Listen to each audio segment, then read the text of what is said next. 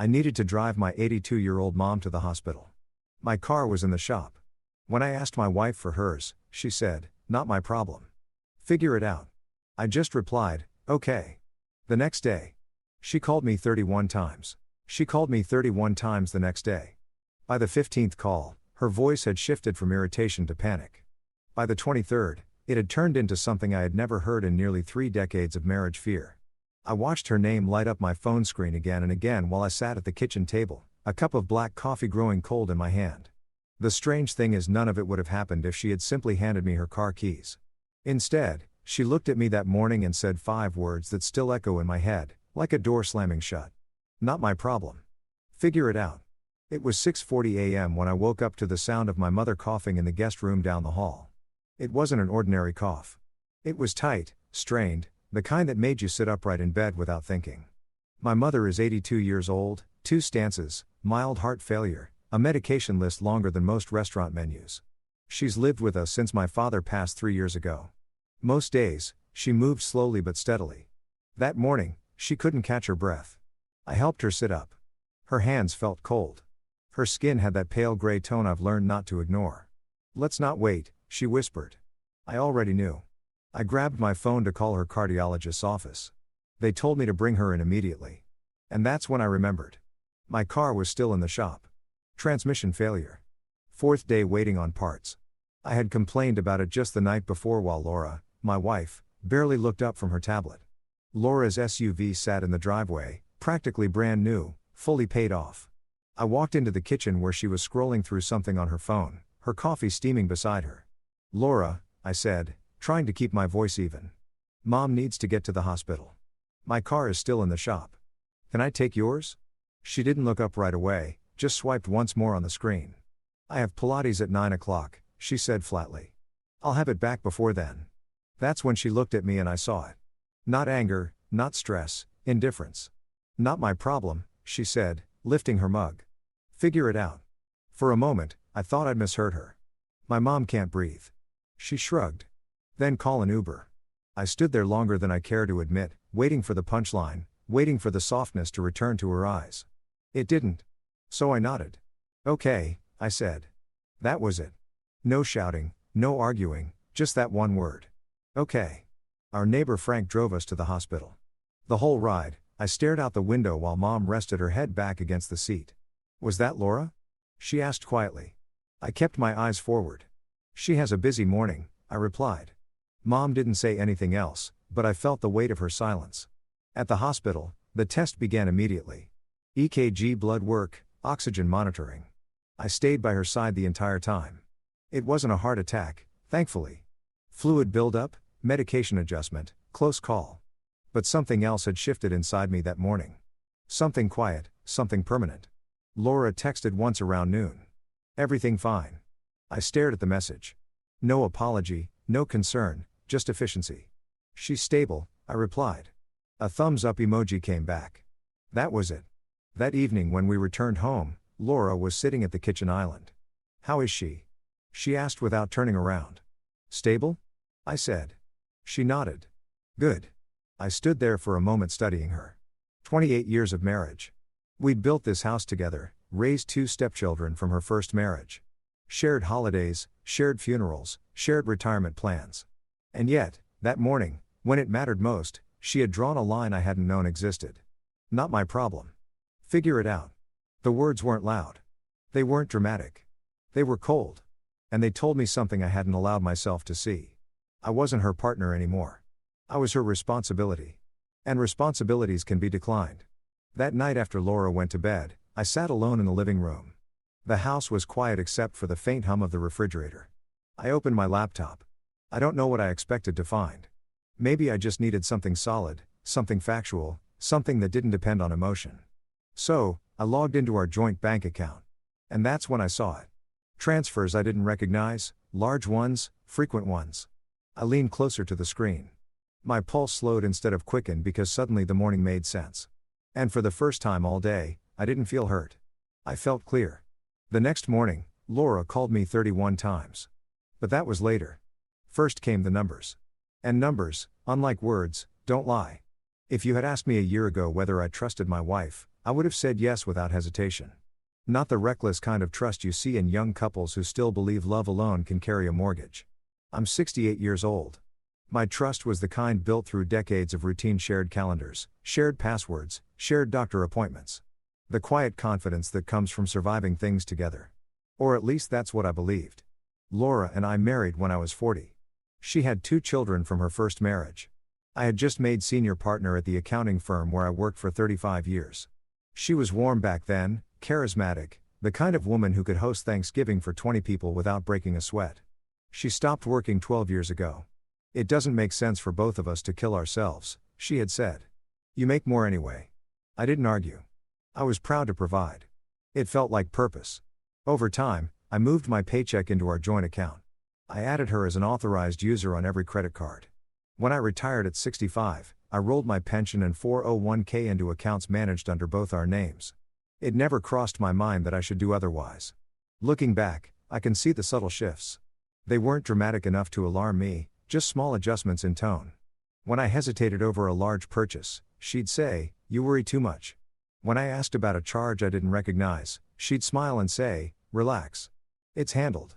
When I suggested meeting with a financial advisor together, she'd respond, "You're the numbers guy. I trust you." Trust that word again. But somewhere along the way, I stopped reviewing statements as carefully. Retirement changes you. You begin to value peace more than precision. And Laura valued comfort. The house renovations, the vacations with her friends, the investment opportunities that never seemed to produce returns. I questioned some of it, but not enough because challenging her meant friction, and friction at our age feels exhausting. After her words that morning, "Not my problem. Figure it out." I couldn't sleep.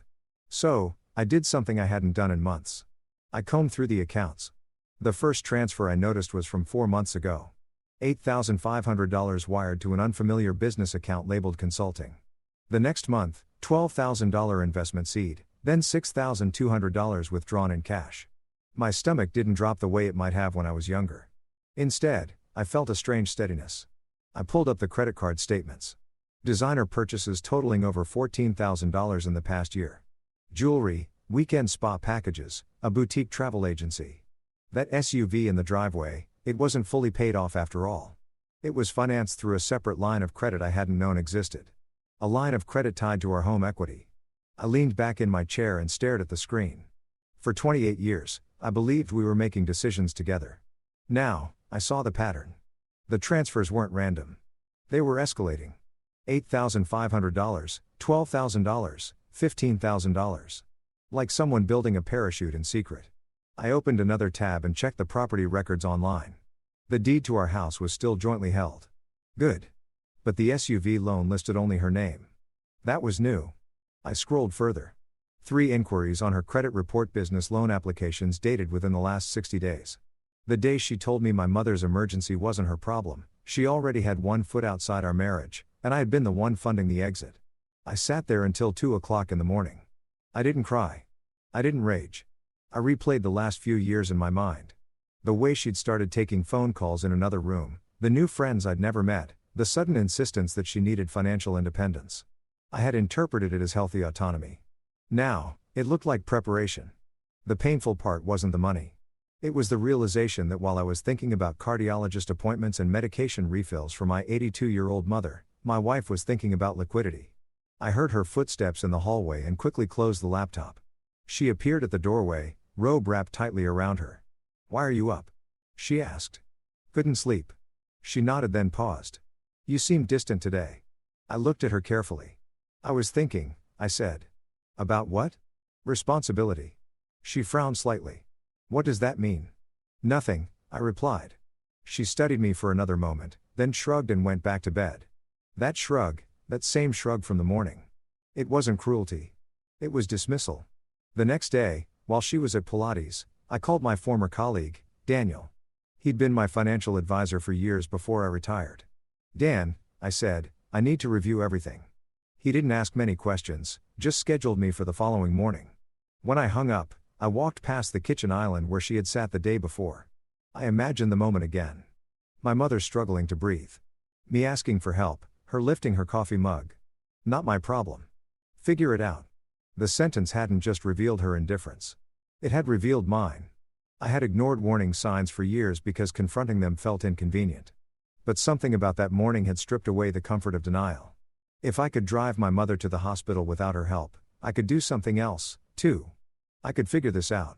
When Laura called me 31 times the next day, she thought it was about inconvenience. She didn't yet understand it was about exposure, and numbers once uncovered don't go back into hiding. Daniel didn't waste time with small talk. When I walked into his office the next morning, he closed the door behind me and said, "Start from the beginning." So, I did. I told him about my mother, about the car, about Laura's words. Then, I slid a printed stack of statements across his desk. He adjusted his glasses and began flipping through them slowly at first, then faster. "How long since you've reviewed these line by line?" he asked. "Not in detail," I admitted.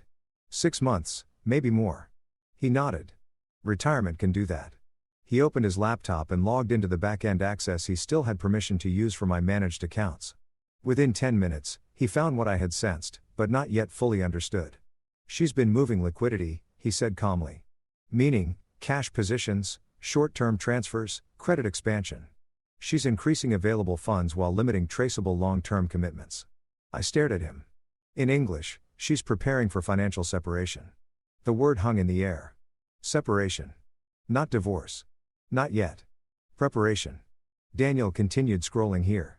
"Home equity line of credit opened 8 months ago, authorized by both of you electronically." I frowned. "I don't remember signing that." "You likely approved something in DocuSign without reading the secondary documents." I closed my eyes briefly. I remembered the evening she'd said it was paperwork to update insurance beneficiaries.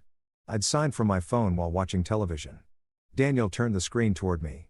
$42,000 drawn from the line over the past 7 months. "That money didn't go toward the house," he said. "Where did it go?" "Combination of personal transfers and something else." He clicked again. 3 deposits into a newly formed LLC registered solely under Laura's name. The company address was a co-working space downtown. "What is this?"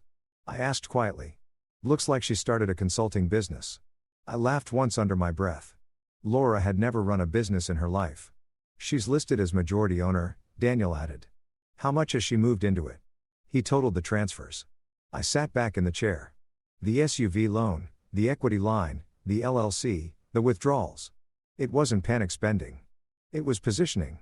"She hasn't touched your 401k. Daniel said, "That's good. It's protected unless you authorize distribution." "What about Social Security?" "Still depositing into the joint account." I exhaled slowly. "So, what are my options?" Daniel folded his hands. "First, separate your income immediately. Open an individual account. Redirect your Social Security. Freeze the home equity line. Remove her as authorized user on any credit cards issued under your name. Then, consult an attorney." "Will that escalate things?" He gave me a look I recognized from years of negotiations. "It's already escalated. You're just late to the meeting." I drove home with a strange calmness settling over me. There's something clarifying about numbers. They remove ambiguity. They don't care about tone or excuses. Laura wasn't acting impulsively. She was executing a plan.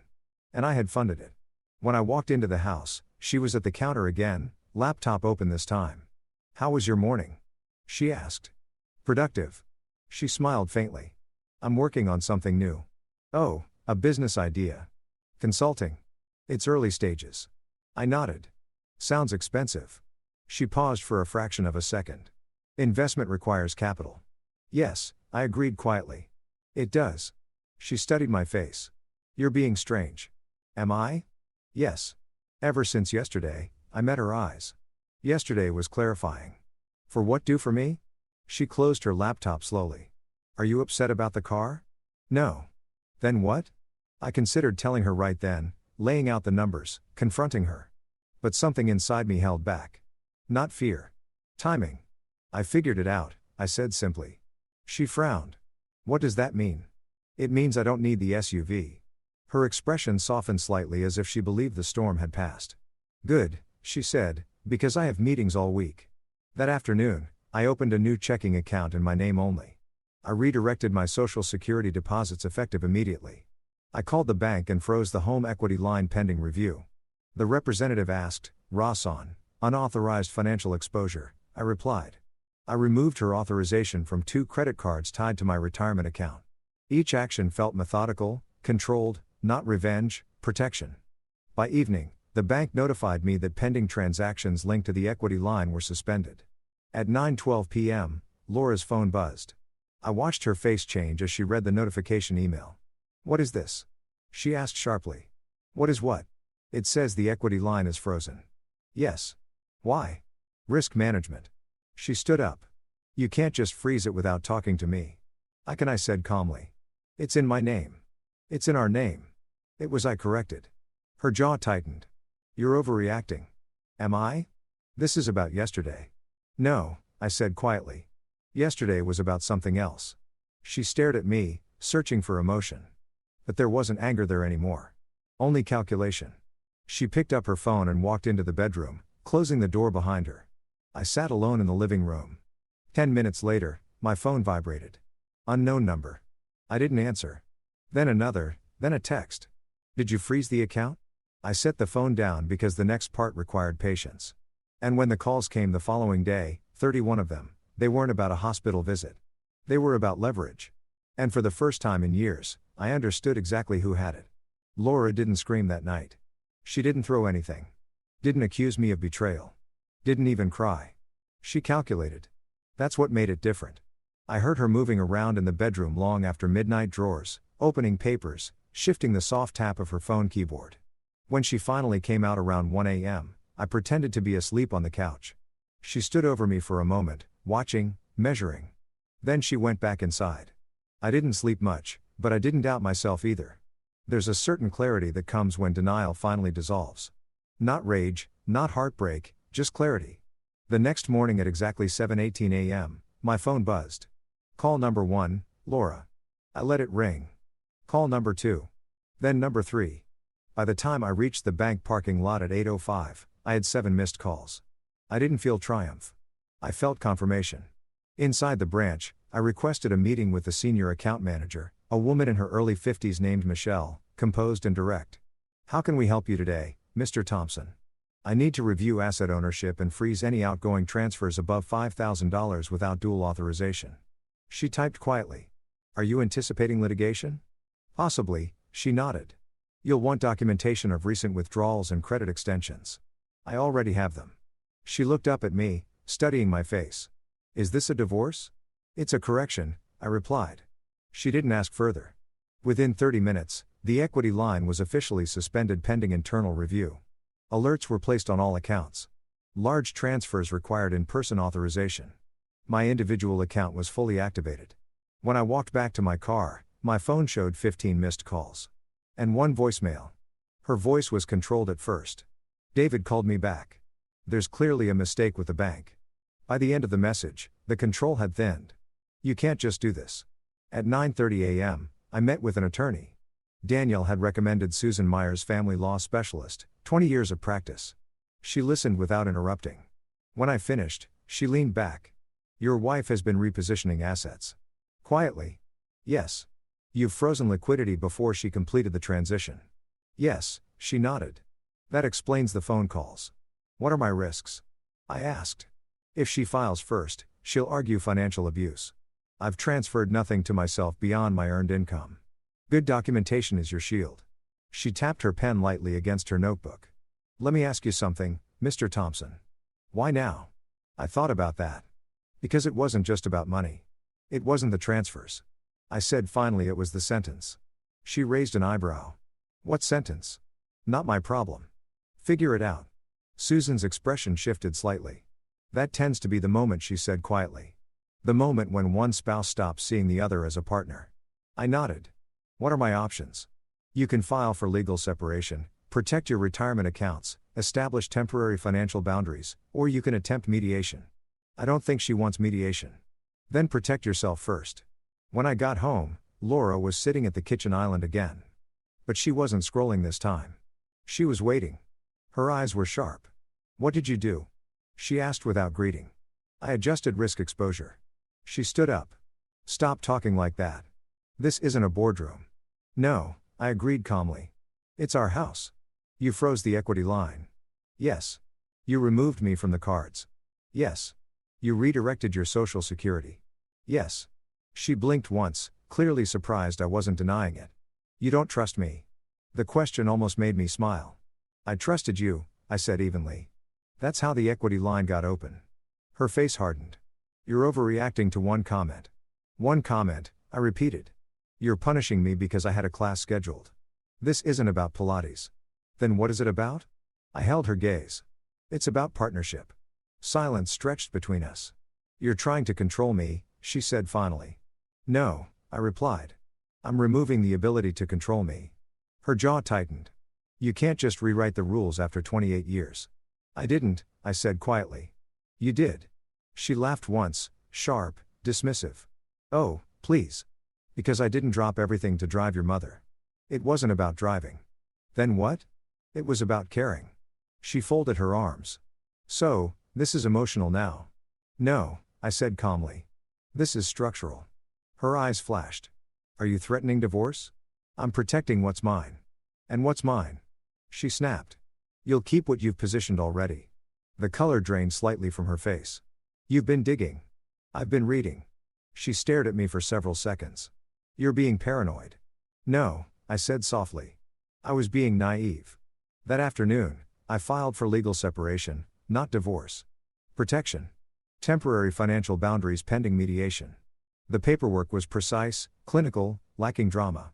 When the process server delivered the notice 2 days later, I wasn't home.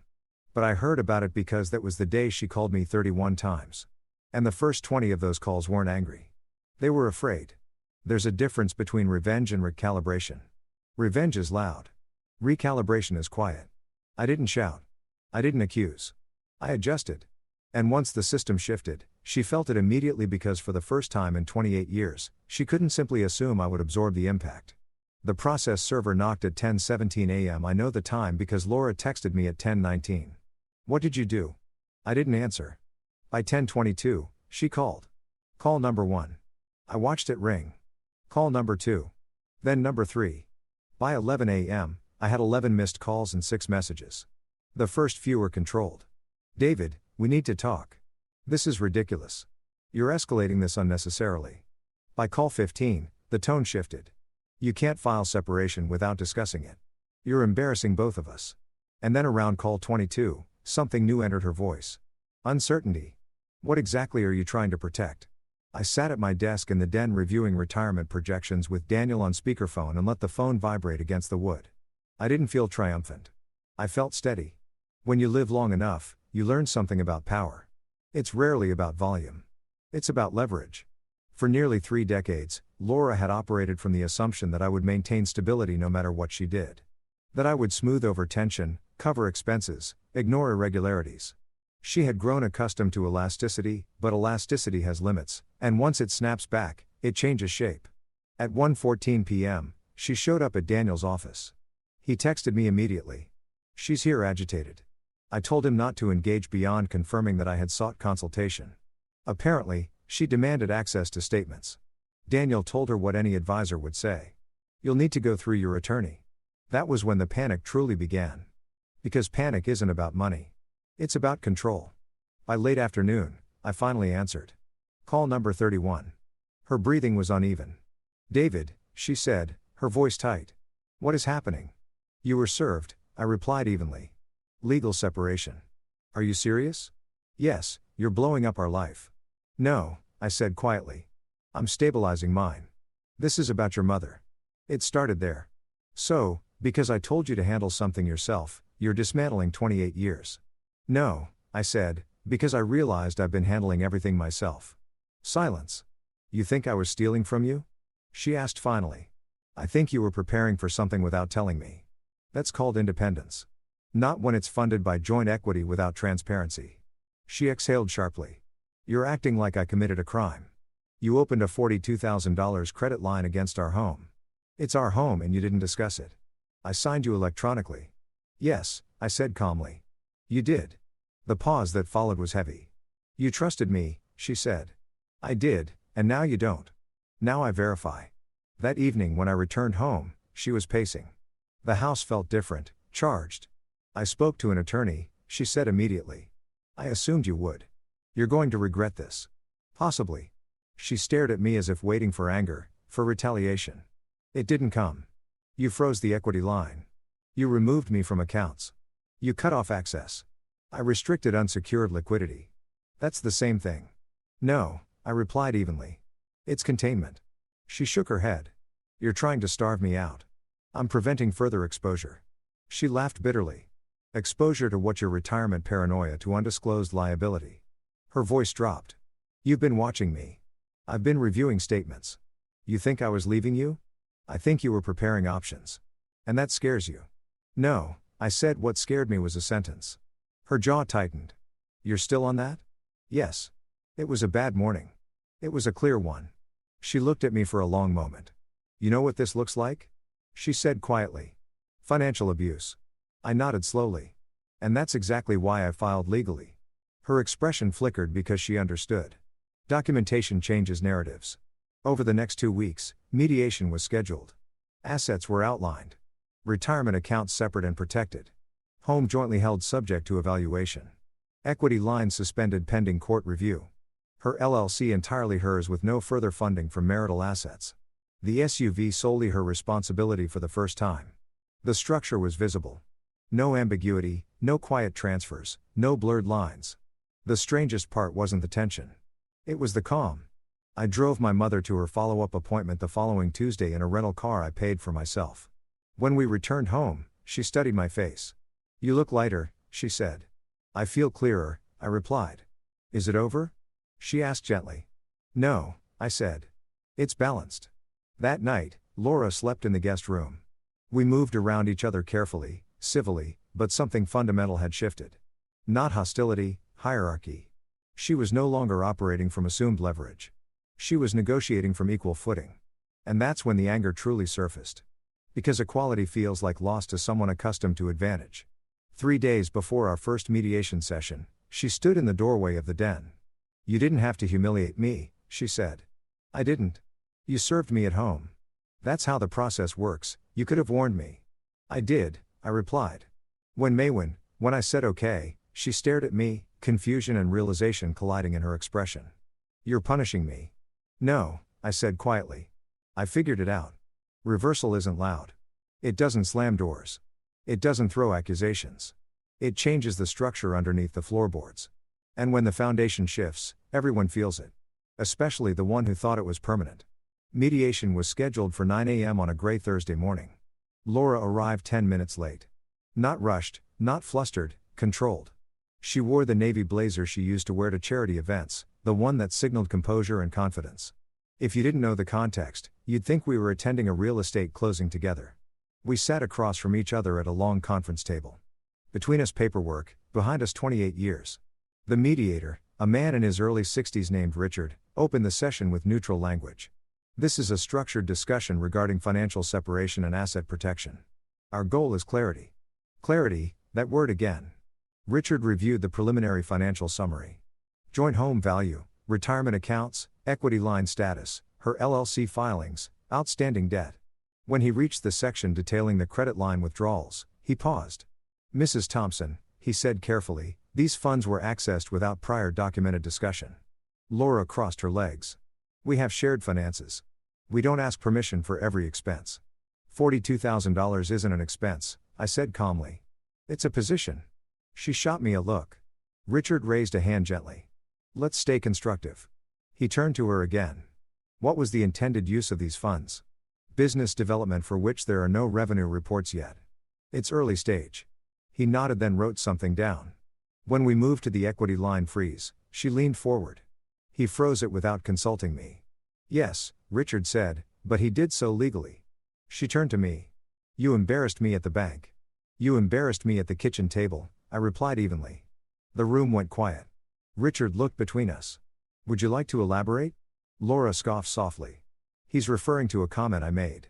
It wasn't the comment I said. It was what it revealed. She rolled her eyes. This is absurd. Is it? I asked quietly. You're dismantling our marriage because I didn't reschedule Pilates. I met her gaze. It wasn't about Pilates. Then what was it about? It was about responsibility. The word landed between us. For a moment, I saw something crack beneath her composure. Not guilt, recognition. Mediation lasted 4 hours. By the end, the temporary structure was outlined. I retained sole control over my retirement accounts. She maintained full ownership of her LLC and its liabilities. The home would remain jointly owned pending appraisal and potential buyout. The equity line would remain frozen unless both parties signed for reinstatement. Separate checking accounts would be permanent going forward. No shouting, no dramatic ultimatums, just terms. When we stepped outside into the parking lot afterward, the air felt cold and sharp. Laura stopped beside her SUV. "So that's it?" she asked. "For now, you've turned us into a contract." "No," I said quietly. "We were always a contract. I just finally read it." She shook her head. "You've changed." I stopped absorbing. She studied me carefully. "You don't even seem angry." "I'm not." "Then what are you done pretending?" She looked away first. That evening back at the house, she stood in the hallway as I walked toward the den. "You could still undo this," she said. "How?" "It's for Nahan. Lift the separation. Reinstate the line. Trust me again." Trust. There it was again. What would be different? I asked. She hesitated. "I wouldn't say something like that again. That wasn't the issue." "Then what is I asked for help?" I said quietly. "And you decided it wasn't your concern." "It was one morning. It was a pattern." Her jaw tightened. "You're rewriting history." "No," I said. "I'm finally reading it." She stepped closer. "You think you're the only one who felt alone in this marriage?" That caught me off guard. "What does that mean?" "You buried yourself in numbers for decades," she said. "Retirement plans, risk management, always calculating. I learned to build something of my own." "Then you should have said that I tried." When she hesitated again, and in that hesitation, I saw something real. Not manipulation, distance. Maybe she had felt invisible, too. But invisibility doesn't justify secrecy. "You didn't build something with me," I said calmly. "You built it behind me." She looked tired suddenly. "Maybe I didn't think you'd understand." "That's the part that hurts," I said quietly. "Not the money." We stood there in silence for a long moment. Then she asked softer this time. "Is this over?" I thought carefully before answering. "It's not what it was." "And what is it now?" "It's honest." She exhaled slowly. "And if honesty leads to divorce, then at least it's real." Later that night, my phone buzzed again. Not her this time. A notification from the bank. Formal confirmation, equity line permanently suspended pending joint court authorization. I stared at the message. There it was. Finality in small print. Not revenge, not triumph, just story, just structure. When I walked past the guest room, her light was still on. For a moment, I considered knocking. Instead, I went to bed because confrontation isn't about winning. It's about refusing to lose yourself quietly. And for the first time in years, I felt something unfamiliar. Not anger, not resentment, balance. The next morning, she didn't call me at all. No panic, no 31 missed calls, just silence. And sometimes silence isn't surrender. It's recalculation. 6 months passed. Not dramatically, not in flames, just steadily. The house was appraised in early spring. The market had risen more than either of us expected. Mediation continued twice a month. We moved through spreadsheets instead of arguments. In the end, I bought out her share of the house using a structured rollover from a portion of our joint brokerage account. It was clean, documented, signed in ink. She kept the SUV, the LLC, and the funds she had already transferred. The court formalized the legal separation with a clear financial boundary between us. No courtroom showdown, no slam gavels, just signatures. She moved into a downtown condo in July. I helped carry the last box to her car. That surprised her. "You don't have to," she said quietly. "I know," I replied. We stood in the driveway for a moment. Two people who had once promised forever now dividing furniture. "Was it worth it?" she asked. "Yes," I said honestly. "For what?" "For clarity." She nodded slowly. "I never meant to hurt you." "I believe that," I said. "But you did." She looked away first and then she drove off. The house felt larger without her. Not emptier, just quieter. My mother sat at the kitchen table that evening, folding a dish towel carefully. "She gone?" she asked. "Yes." She nodded as if she'd known this ending long before I did. "Are you lonely?" she asked gently. I considered the question. "No," I said finally. "I'm settled." And that was the truth. My Social Security now deposits into my individual account every month. The mortgage is paid down aggressively. The equity line remains closed. My retirement projections are modest but stable. For the first time in years, I review statements without anxiety. The LLC she built it hasn't taken off. I know because public filings show limited activity. I don't feel satisfaction about that. Just distance. We speak occasionally quarterly briefly. No accusations, nostalgia, just updates. I drove my mother to her cardiology appointment last week in my own car, transmission replaced, fully paid. On the way home, she reached over and squeezed my hand. "You look peaceful," she said. "I am." "You forgive her?" "Yes." "And yourself?" That question lingered. It took me a moment to answer. "I'm working on that." One evening in late August, Laura called. Not 31 times. Just once, I answered. "Hi," she said. "Hi. I got the mediation finalization notice." "So did I." Silence. "I was scared." She admitted. "Of what?" "Of being dependent again." "I thought about that." "You were never dependent," I said. "You just didn't trust that I'd stand beside you if you asked." "And now, Tommaso. Now I stand beside myself first." She exhaled softly. "That sounds different." "It is." We didn't say much else. When the call ended, I didn't feel regret. I felt resolution. This story doesn't end with reconciliation. It doesn't end with dramatic apologies or renewed vows.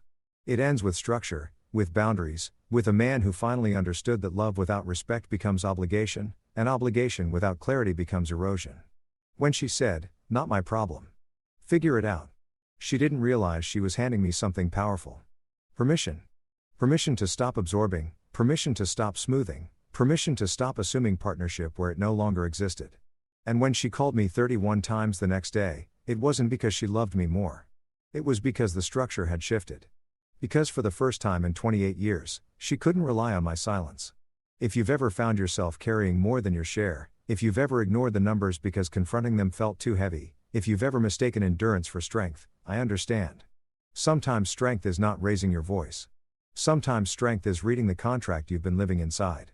Sometimes strength is simply saying, "Okay, I'd like to know what you think."